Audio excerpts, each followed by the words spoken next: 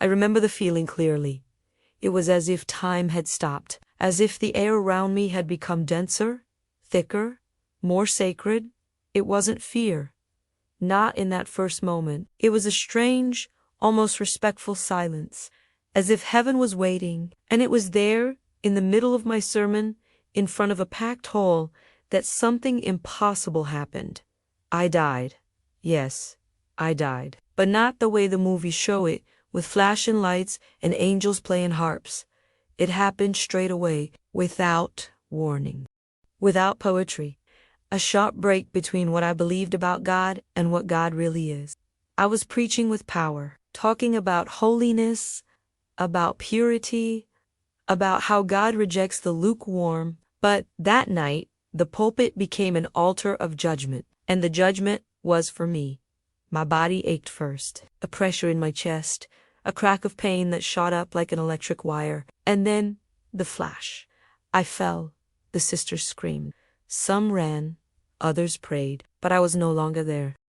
As the room panicked, my soul was pulled to another place. A place where words are worthless, where you can't disguise who you are. There, it is the Spirit who speaks, and what it says is not in sound, it is in truth, and in that place, I found myself for the first time without the armor of religion.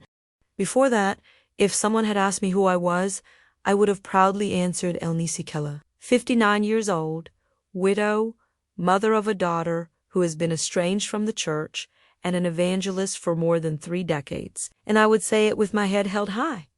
I thought it was beautiful, but in that place, none of that mattered. What mattered was what my heart carried without me knowing, and what he carried was not just zeal. It was vanity, arrogance, a sense of superiority that made me judge in the name of God. I grew up in a Baptist church. I learned right from wrong early on, and I thought that pointing out mistakes was my mission. The young woman's short skirt, the effeminate boy in the back seat, the single mother trying to start over. For me, everything was a case of reprimand.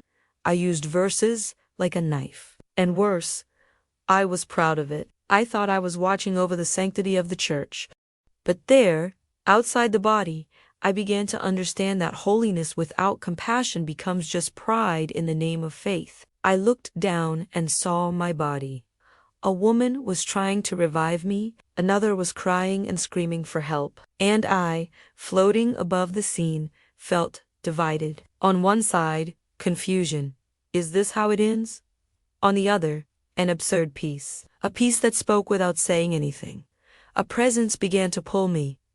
Not forcefully, it was an invitation, almost loving.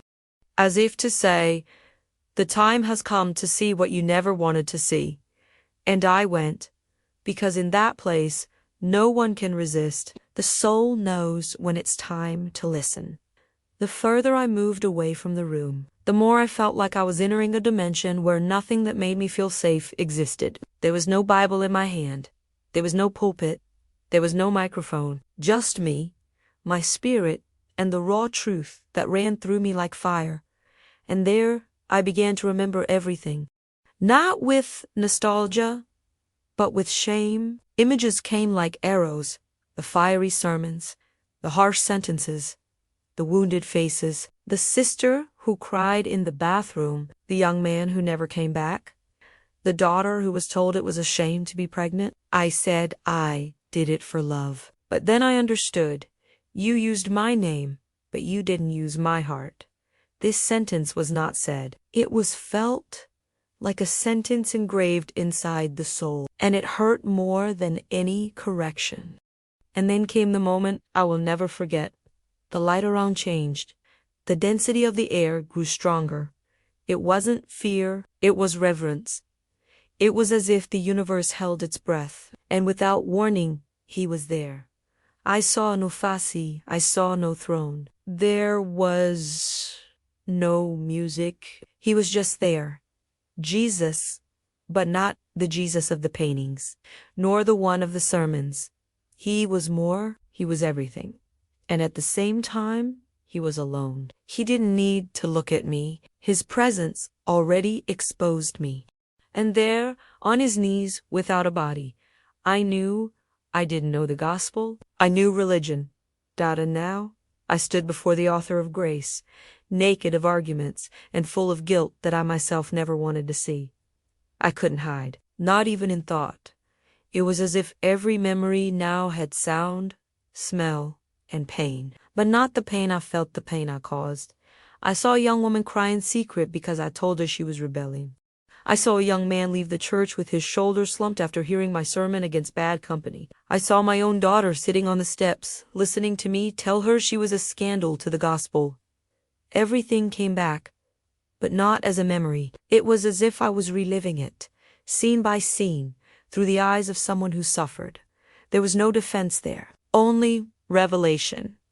I wanted to argue. I wanted to say that I was trying to protect the altar, that sin needed to be fought, that I was only doing what the prophets did, but he didn't give me any room. Not with words, with presence. Jesus' presence exposed everything without shouting. There was no accusation. There was no voice, only a weight of truth that pierced the spirit like a sharp knife. And it was there that the sentence hit me. You used my name, but you did not use my heart. That sentence burned inside me like pure fire. I had preached Jesus, but I had not lived Jesus. And worse, I used the Bible as armor to hide my hardened soul. Then something changed.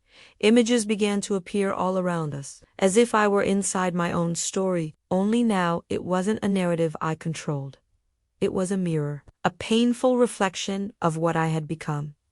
I heard myself saying, "Those who love rebuke. God does not mix with sin. This is not a place for a disorder." And each of these phrases was answered with a scene. The pregnant young woman, leaving in tears. The young man who never came back. The sister who changed churches. And deep down, I began to understand I wasn't defending holiness. I was deciding who deserved God's love. It was at that moment that he spoke, not with a voice, with life. John 3:16, a verse that I knew by heart, that I had preached hundreds of times. But this Chimi, it didn't come as a text. It came as a sword. It wasn't a Bible school slogan. It wasn't the phrase on the conference poster. It was a living revelation. As if each word took on color, pulse, and eternal weight. For God so loved the world, double quotes. And in that so, I saw the cross. I saw the blood. I saw the price. And I saw that I was treating this love as if it were my own property, a gift I could choose to give it to. I fell to my knees, even without a body. The soul has attitudes. In mine, collapse, shame, regret, embarrassment, but also mercy. Because no matter how ashamed I felt, I was not rejected. Jesus looked at me without hatred, without contempt. He read me. He knew me, and yet he loved me. And then he showed me something even deeper. You knew the text, but you didn't know the heart of the writer. And that broke me, because it was true. I defended the latter, but I didn't carry the spirit.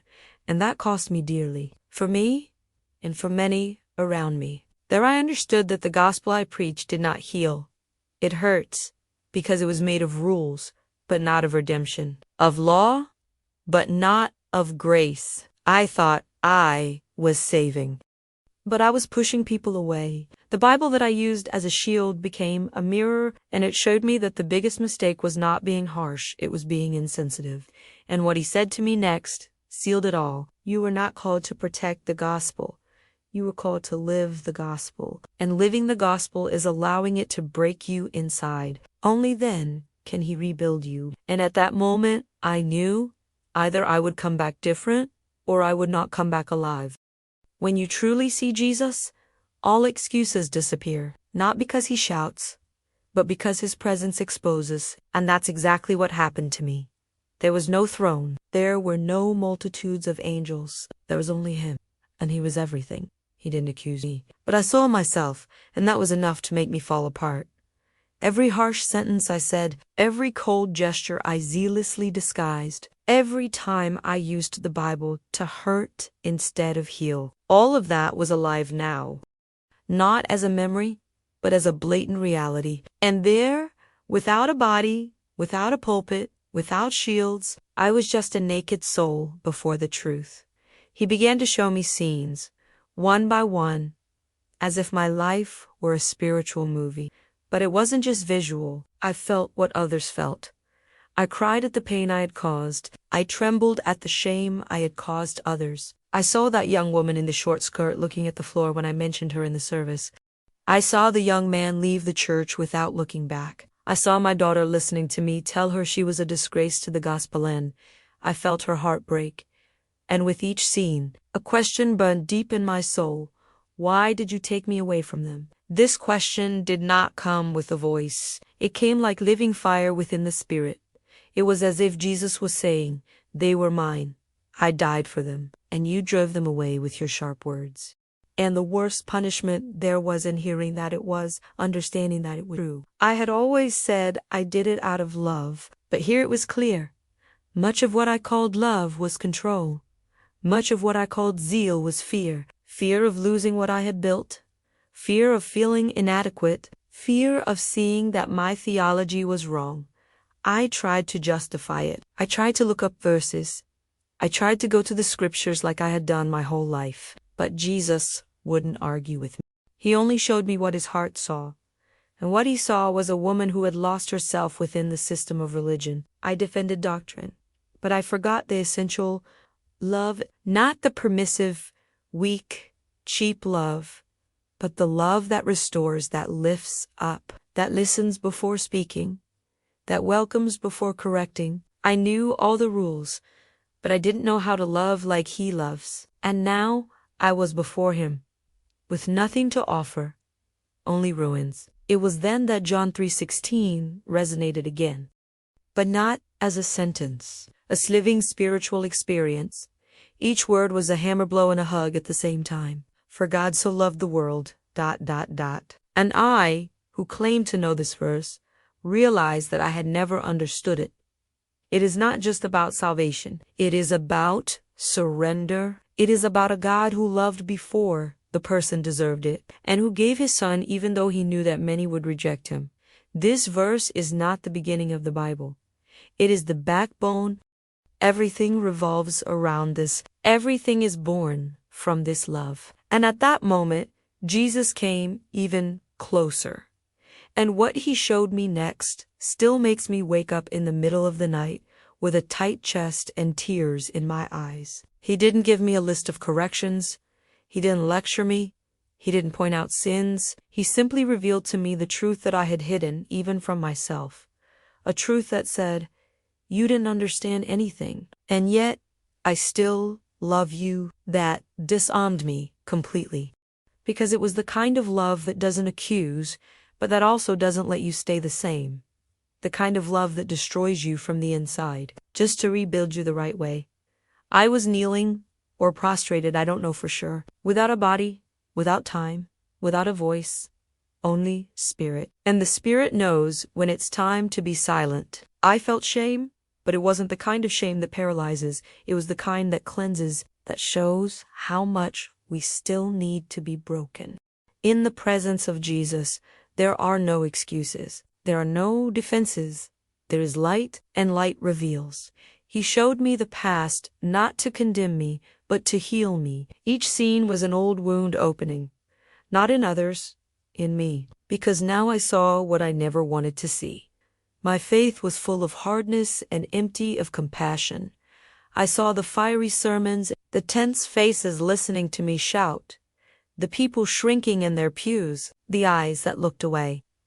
I thought it was conviction, but it was fear. I said, those who love rebuke, but deep down, I didn't know how to love. I only knew how to warn, correct, yell. And in the end, the one who was yelling was my insecurity, disguised as authority. I didn't need to be firm. I needed to be whole. But being whole hurts. And I ran away from that for years, hiding behind doctrine, behind texts, behind a pulpit that gave me security. But now, there was none of that. Only him. And he saw me whole. And that's how he started reading me. Not with my eyes, with my spirit. It was as if every thought I had was being spoken out loud, as if every secret intention was being laid out on the table. And yet, he didn't look away. He didn't embarrass me. He didn't turn his face away. He was there, reading me, listening to me from within. And the more he read me, the more I crumbled, because I realized that even the good things I did were often driven by ego. I preached about renunciation, but I loved the applause. I spoke about humility, but I got irritated when I wasn't called to speak. He didn't interrupt me, but his silence screamed. It was as if the absence of words forced me to hear what I had never wanted to face. And then he did something that changed everything. He showed me the people I had hurt, and he showed me how he had reached out to them afterward. I saw Jesus reaching out to the young man I had excluded. I saw him embracing the single mother I had berated. I saw him wiping away the tears of the young woman I had criticized for her outfit. And I understood. While I pushed away, he drew near. While I judged, he welcomed. While I said holiness or nothing, he said grace first, change later. This vision crushed me, because I understood that even using his name, I was far from his heart, and not because of scandalous sin, but because of a religiosity that made me blind. I thought I was a spokesman for heaven, but I was closing doors with the same Bible I was supposed to open. And then, without a voice, without a sound, Jesus released a word inside me. John 3:16. For the third time, but this chimi, it was as if the verse were a portal, a broken code. Each letter carried eternal weight. God so loved the world. And I understood, finally, that it wasn't about who deserves a tit, it was about who needs it. And it was at that moment that I accepted you can't live the gospel without letting it destroy you from within. You can't fake compassion when you're full of anger. You can't use the Bible as a weapon and expect the wounded to come back. Jesus wasn't there to discuss doctrine. He was there to start over. And to start over, I had to accept that everything I had built with pride had to fall. He didn't want to reform my faith. He wanted to pull out the rotten roots and plant something new. And in that sacred place, where time didn't exist, I answered without a voice, but with my spirit. Start from scratch. Lord, do it again. But this chimi, do it with your heart. Actually, that moment, the environment began to change again. It wasn't a visual change. It was in the atmosphere. The light no longer came from above. It was as if it was springing from within me. And along with that light came a clarity that tore through without mercy, but without physical pain. It was an invisible surgery being performed on the soul. And in the midst of this process, a new word echoed Ezekiel 3:6-26. A new heart also will I give you. And as that promise took shape, I understood that Jesus didn't want to fix me. He wanted to replace me from the inside. To take out the old heart, petrified by religion, and give me a new one made of flesh, capable of feeling. It was at this point that the layers began to fall away. Layers of hardness, of self-defense, of ideas that I treated as absolute truths, layers of pride disguised as spiritual authority, layers of fear hidden behind memorized verses, layers that had accumulated over years within the church. And I realized religiosity did not protect me. It hardened me. It isolated me, and it made me insensitive to what Jesus values most, the human soul, compassion, touch, embrace, listening. I thought I was at war with sin, but without realizing it, I became a jailer for those who needed to be freed. Jesus didn't give me a sermon, he gave me a mirror. And in that mirror, he showed me that the doctrine I defended had become a prison. And I, without realizing it, was the one who locked the doors. In the name of holiness, I silenced stories that he wanted to restore. In the name of truth, I silenced confessions that he wanted to hear. And there, without arguments, I realized what I had never seen before. I was not called to defend the Bible as someone who defends a code. I was called to live the gospel as someone who is saved by mercy. And living by mercy is remembering every day that you have also been forgiven for much. In that space where time does not exist, I felt something I had never felt even in the most intense services. Real repentance. Not guilt, regret, a deep recognition that I had failed people and God. And yet, He let me feel His presence. He did not push me away. He did not condemn me. He drew me in. Like a father who looks at a daughter who is hurting inside and says, I know you, and yet I still want to rebuild you. And that was what broke me once and for all. His love didn't ignore me, but it also didn't let me continue as before. Returning to this world was no longer a matter of survival. It was a mission.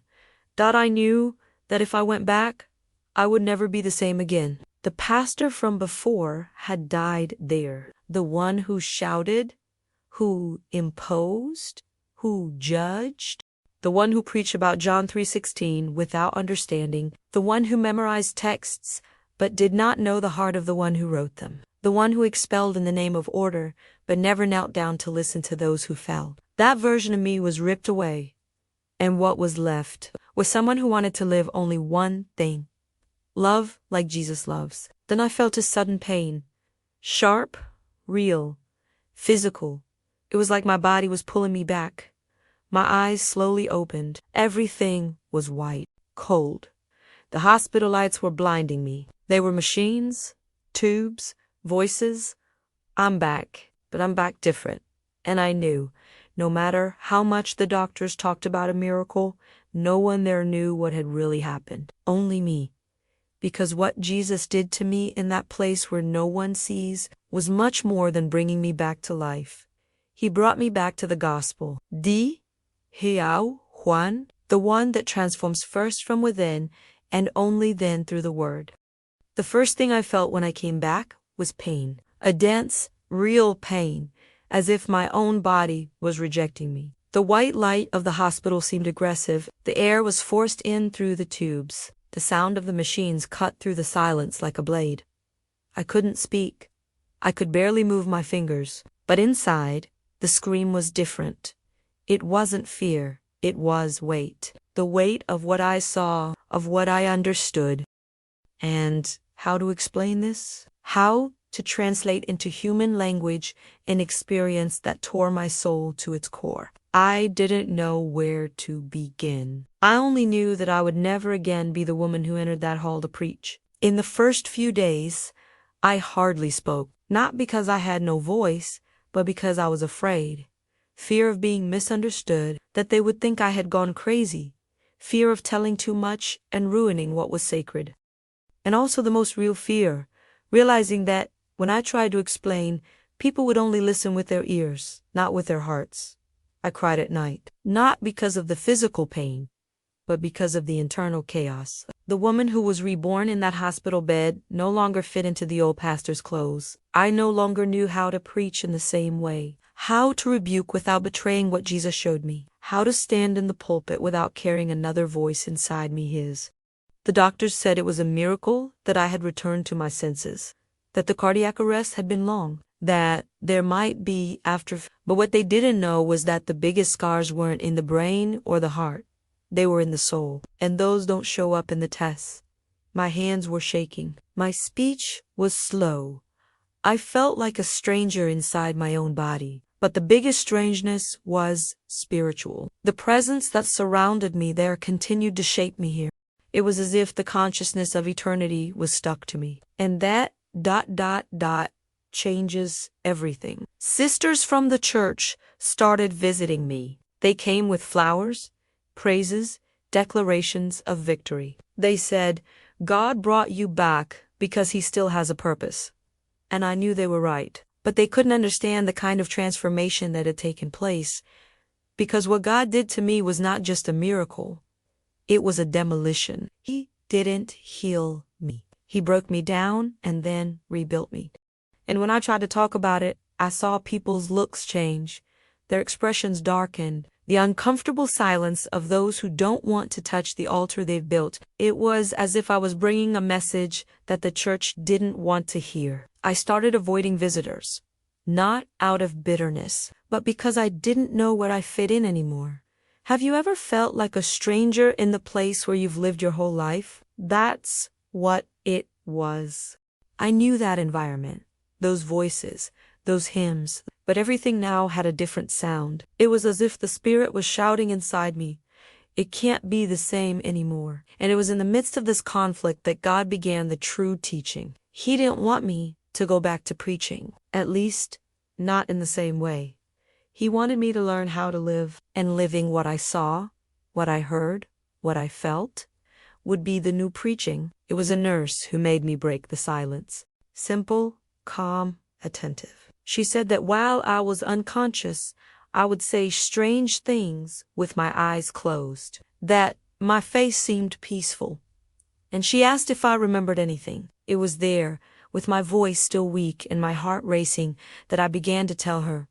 The words came out broken, but with truth, and as I spoke, she cried, not out of any emotion, but because God also wanted to touch her through what He did to me. And there, in that room, I understood, maybe God didn't bring me back to preach louder, but to live deeper. Coming home was like entering a familiar place with a foreign soul. Everything looked the same. The furniture, the pictures, the Bible study books, but nothing about me was the same. It was as if my soul had changed its tune, and the world was still out of tune. I tried to act normally, but even my breathing sounded different. The silence in the house now made me hear things I had ignored before. Memories, looks, phrases I had repeated for decades without realizing the damage. The pulpit made me hear many things, but the pain taught me to really listen. I tried to go back to church. I received hugs, smiles, and songs of gratitude. Some said, "You were chosen." Others said, "It's a sign of the end times." And maybe they were. But no one knew what really happened to me. When I tried to explain that God showed me something about love and judgment, looks changed. Subtly. But they changed. Enthusiasm turned into caution. Affection turned into distance. It was as if I had touched something that no one wanted to touch. As if the revelation was a problem. And for a moment, I thought about keeping quiet, pretending that nothing had happened, going back to the rhythm of before. But something inside me wouldn't allow it anymore. I could no longer repeat the old speeches, not for lack of conviction, but because I now knew that without compassion, all zeal turns into a hammer. And I no longer wanted to hit. I wanted to embrace, to listen, to extend a hand where I once pointed a finger. But this has a price. And the price is being misunderstood, being judged by those who still confuse firmness with toughness. I was called weak, liberal, confused, but I knew I was not losing faith. I was finally finding Jesus.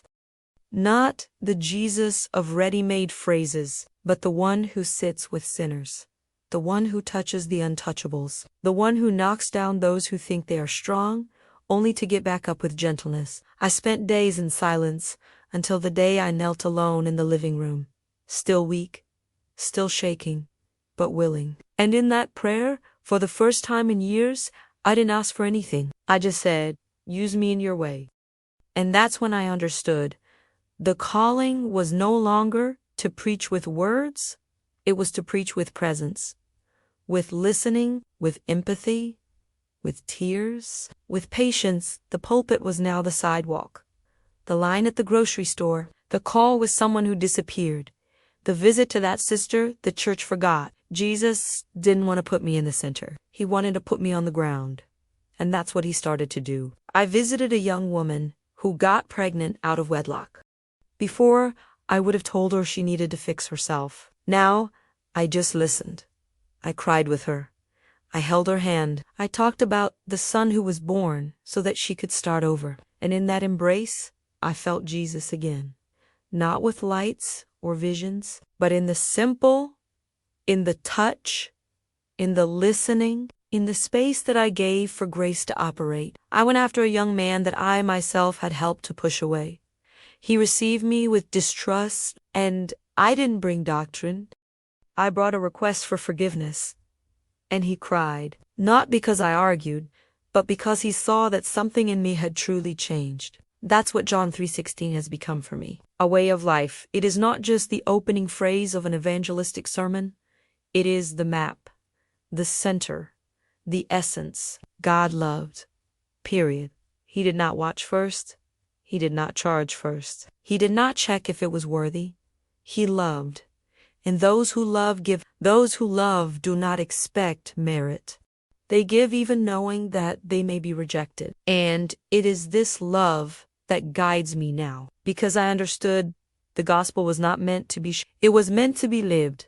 And living the gospel sometimes requires more silence than speech, more tears than microphones, more reconciliation than correction. Before, I thought that being called meant being on stage. It meant preaching boldly, being a point of reference, having a full schedule. Now, all of that seems small. I understood that the greatest calling of all is to be a response. Not a theological response, but a human one. To be the hug that comes before the question. To be the ear that listens to what no one wanted to hear. To be a sign that there is still time. This is the gospel that Jesus taught me without a single word, and that is why, even though my body was still fragile, I began to walk in other places. Not on stages, but in alleys, in forgotten houses, in stories that I had previously judged without knowing. I began to hear confessions that would have bothered me before. I saw broken women share their abortions. I saw tired men confess their addictions. I saw teenagers cry because they felt unworthy of God. And this time, I didn't interrupt. I didn't correct. I didn't quote scriptures. I listened.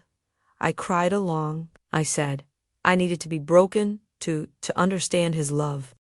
And in those conversations, Jesus appeared again. Not with visible glory, but with real compassion. Because he shows up when love is stronger than judgment. And that's what healed me. Not the heaven I saw, but the Jesus I now see in every wounded person he loves. The Bible, for me, became another book. The same verses now speak of things I didn't see before. What I used to impose now serves to free. John 3:16 is still the center, but now it pulses, it bleeds, it has flesh. Because I understood it's not a verse of future salvation. It's a verse of rescue now. It's the backbone of faith. It's the reminder that God's entire eternal plan revolves around a love that doesn't give up. And if God doesn't give up on anyone, who am I to give up? Who am I to exclude, separate, classify? Romans 8:1 has become my anchor. Therefore, there is now no condemnation. And these words sustained me when I wanted to judge myself. When guilt tried to return. When the old voice of religion whispered that I was becoming soft, limp, and deviant. But the Spirit that brought me back to life does not accuse. He guides. He corrects with tenderness. And he showed me, those who are in Christ do not live trapped in the past. They live in the now. And now is the time for reconciliation, for restoration, for letting the Spirit blow where before there were too many rules and too little grace. Today I walk differently. Even the way I look at people has changed. Before, I saw problems. Today, I see stories. Before, I looked for mistakes. Today, I look for wounds to heal. Before, I talked a lot. Now, I have learned to listen. Because faith does not enter through arguments.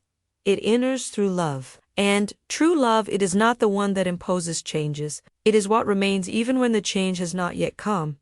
It is what insists when everything says there is no way out. It is what sees beyond appearances and says, there is still time. And this is the gospel that I want to live until my last breath. If I could go back in time, I would do it differently. But since I can't, I decided to do it again from now on. And if you are listening to this and feel that you have also been hurt in the name of faith, know this, that it is time to start over, not to throw everything away, but to allow Jesus to remake you in his way, with love, with truth, and with mercy. And if you have been hurt by someone like I was, I ask for your forgiveness in the name of those who use the Bible as a rock. Because today I understood that the gospel is not for beating, it is for healing, it is for restoring, it is for embracing again. And if Jesus still embraces you, who am I to do otherwise? John 3:16 has stayed with me. It was no longer a text on the church wall or a memorized verse in Bible school. It was now my spine, my blood, my vision. For God so loved the world, ... But what does that mean when you are face to face with someone whom religion has taught you to exclude? It means that love comes before change, that God's embrace comes before the right clothes, the right speech, the acceptable behavior. And that set me free, because for years I thought it was my responsibility to sanctify the world. Now I understand. My mission is to love as I have been loved. I began to see Jesus again between the lines of everyday life. Not in the fire of worship, but in the silence of an unexpected visit. Not in the shout from the pulpit, but in the whisper of someone saying, "I thought God had forgotten me." I began to go where I had not gone before. I visited hospitals, shelters, streets where religion does not enter. And I saw his presence there more alive than in many meetings full of liturgy. Dirty, forgotten, invisible people, showing me what it is to be seen by Jesus.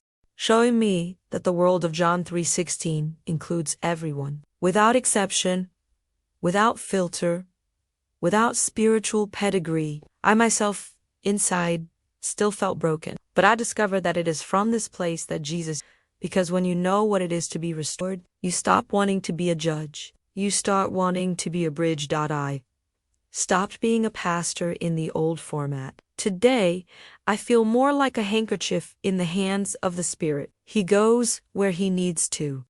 And I just follow. I no longer worry about the opinion of religious people. I worry about the eyes of the wounded, about the hands that tremble waiting for someone who won't judge them before listening. And this is the gospel that I live now, a gospel that bleeds to heal. There are days when I miss what I saw, that light, that peace, that presence that didn't accuse but redeemed. Sometimes I wake up at night and cry, not out of sadness, but out of reverence, because I was there. I stood before the author of life, and he didn't destroy me. He exposed me to transform me. And if he brought me back, it was because there is still something that needs to be done. There are still people who need to hear that John 3:16 is more than a slogan, it is the answer. The world is looking for in all the wrong places. And if I don't say this with my life, my mouth no longer has the right to open. Today, when I look back, I understand that I was too hard on people who just needed to be heard. And I know that there are still scars left by that. But I also know that Jesus is taking care of these people, and that maybe one day, when they hear my story, they will understand that whatever once hurt can also be healed. Because grace has no side, it has no team. It has no preference. And if you have been hurt by someone like I was, I ask you again, do not give up on Jesus because of someone who used his name wrong, because he is something else. He is love with justice, truth with tenderness, mercy with transformation. That's why I keep going. Even when I'm afraid, even when there are opposing voices, because I saw Jesus, and he didn't tell me to preach louder. He told me to love deeper. He didn't give me a new ministry. He gave me a new heart. And with that heart, I can only do one thing, walk with my eyes open and my arms outstretched. And if you're still listening to this story, maybe it's not for nothing. Maybe today is the day that John 3:16 stops being a verse to you and starts being a living revelation. Because this love is still with open arms. And maybe you don't even know it, but you are already being called. The Bible is still the same book. But for me, it has become something else. Each page has a sound that I didn't teak before. Each verse carries a spirit that I didn't know before. Before, I used the texts as tools of correction. Now, they correct me. Before, I memorized them to teach. Now, I dive in to be molded. And in the process, John 3:16 has become the center of everything. It's as if all of Genesis through Revelation were one cry, God so loved, and that changes everything. Because love is not part of the message. It is the message itself. Reading the Bible again, after what I had experienced, was like learning a new language. I read with wet eyes, with my chest exposed. Each word found its place. Words that I had previously used against others now came back to me, and that healed me. Romans, Ephesians, James, They all shouted the same thing. It's not about merit, it's about mercy. It's not about performance, it's about the heart. The gospel was never a system of control. It was always a plan of reconciliation. And if I didn't understand that before, it was impossible not to see it now. I asked myself, how could I spend so much time preaching and not see the center of the cross? The answer pained me, but it was clear, because it is easy to hide behind the appearance of faith and never let the gospel enter where it hurts the most. Religion can protect the image, but only Jesus can transform the essence. And when he transforms, nothing stays where it was. The way we walk changes. The way we talk changes. But what changes most is the way we look. Today, I look at each person and think, have they ever heard about this true love without filters, without burdens, without walls? It's no longer about calling people to church. It's about being a church where no one expects it. It's about being present, being access, being a path. And if you have to raise your voice, let it be to say, there is still time. There is still grace. There are still open arms waiting for you. Because I saw it. I was there. I was exposed to the bone. And instead of condemnation, I received a sentence that pierced me through and through. You don't understand anything. And yet, I love you. Since then, nothing has been the same. Not the Bible, not prayer, not my mission. Today, praying for me is not asking for things. It is saying, show me who needs you through me. Sometimes it's at the supermarket. Sometimes it's in a hug that lasts longer than usual. Sometimes it's in respectful silence. In all cases, it's the same Jesus manifesting himself because he continues to walk towards the forgotten. He continues to wipe away hidden tears. He continues to say, silently, I haven't given up on you. And it's this sound that I carry in my chest now, not as a sermon, but as a way of existing. And if one day someone asks me what I learned from all this, I will say with conviction that the best-known verse in the Bible is also the most ignored.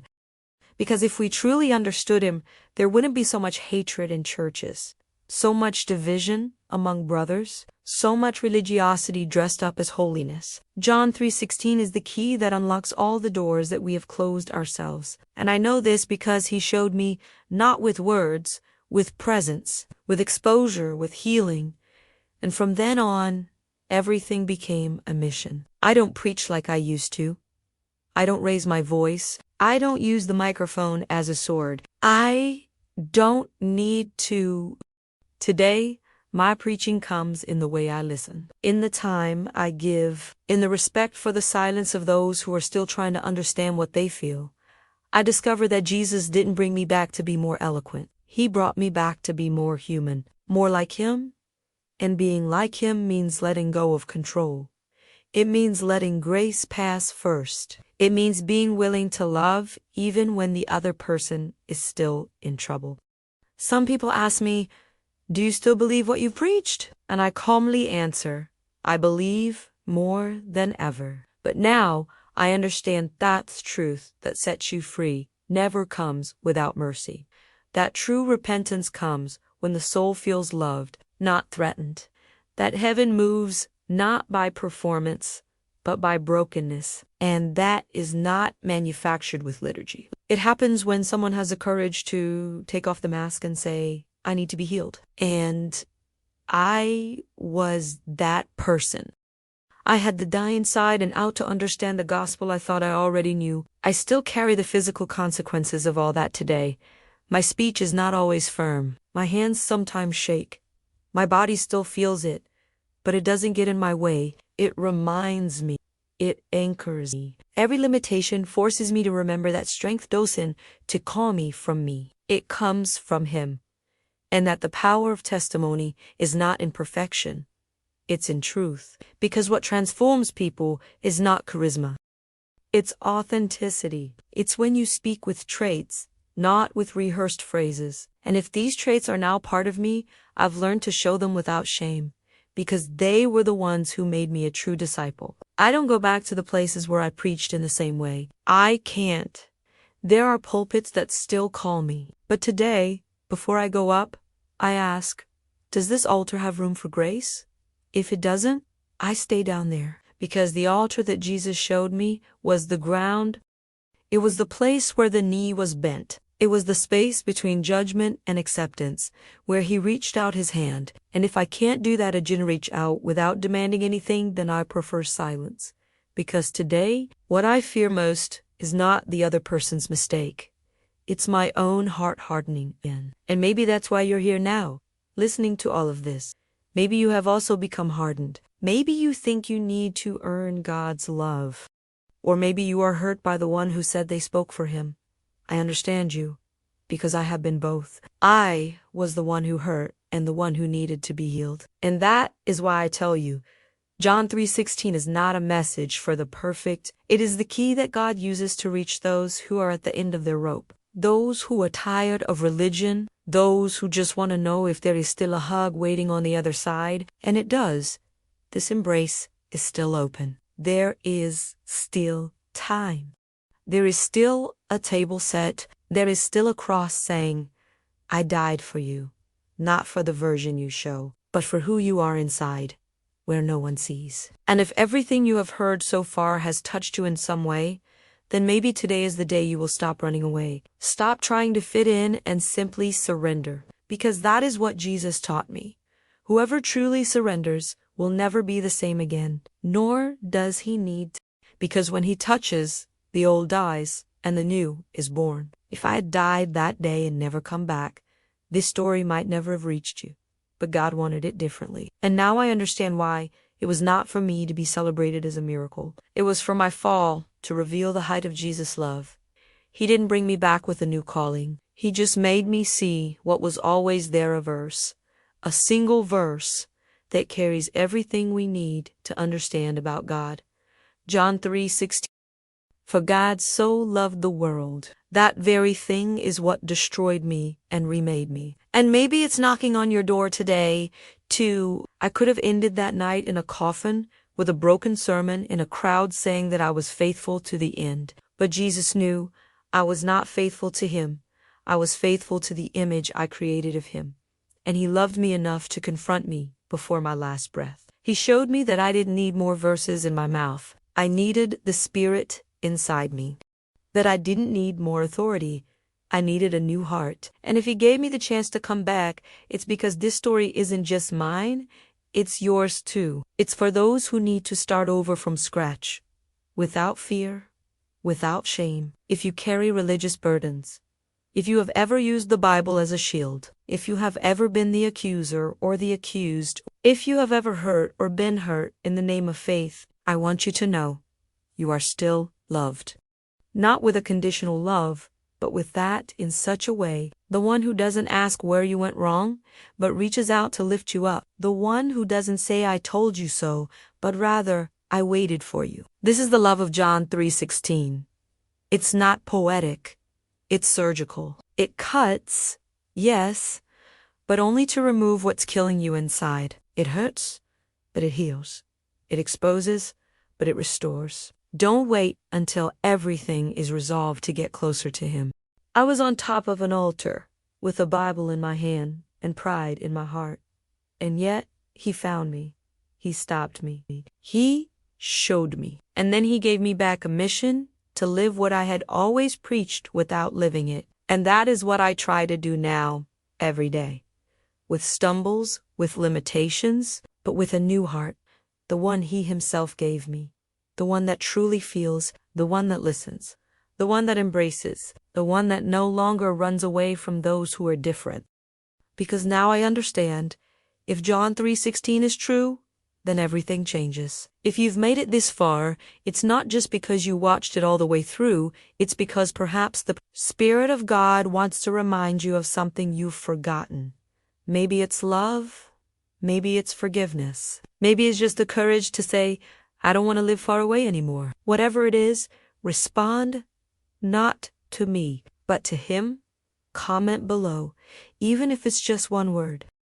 Because your comment could be the push someone needs. It could be the sign that someone else is praying for. And if this video spoke to you, don't let this moment pass you by, because the love that brought me back may be calling you now.